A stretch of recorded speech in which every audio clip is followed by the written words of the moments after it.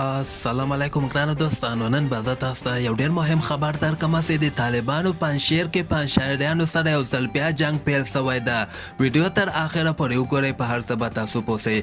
زه به تاسو وایم چې په دغه نیمه شپه کې ډېر زیات دغسې خبرونه راغلي دي چې پنجشیر کې طالبان او پنجشیریانو سره یو ځل بیا نښته شوې ده. پنجشیر نه چې کوم خبر راځي په دغه کې خو دوی وایي چې موږ ډېرې زیاتې پوستې له طالبانو نه نیولې دي. دوی بیا دغسې وایي چې په دغه بریدونو کې ډېر زیات طالبانو ته موږ مرګ ژوبړه اوښتلې ده. تاسو دغه میسیج وګورئ، د پنجشیر نه نوی میسیج راغلی په فارسي کې. تاسو اول دغه واورئ، بیا د طالبان د دې په هکله باندې سوی هغه به هم زه تاسو سره شریک کړم.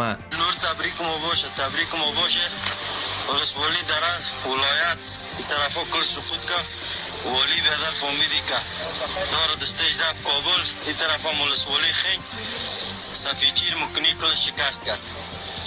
ما هم دمی قرارگاه دمی پیش بکناستیم ازارات لنبریک انشالله تسلیمیست کل جای بخیر باشید. تبریک کل باشه.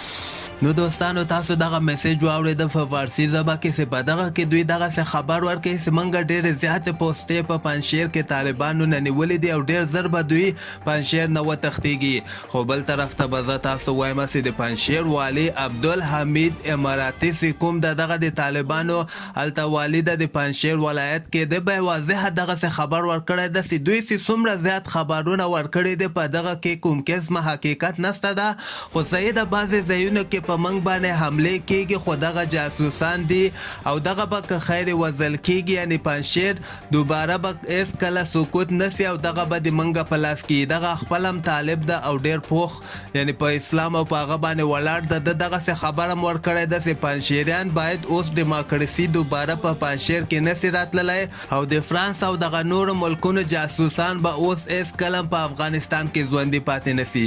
تاسو هم خپل نظر لاندې ما سره په کمنټ کې شریک کولای سي او دغه تازه خبرو لپاره تاسو دغه چینل هم در سره سبسکرایب کولای سي.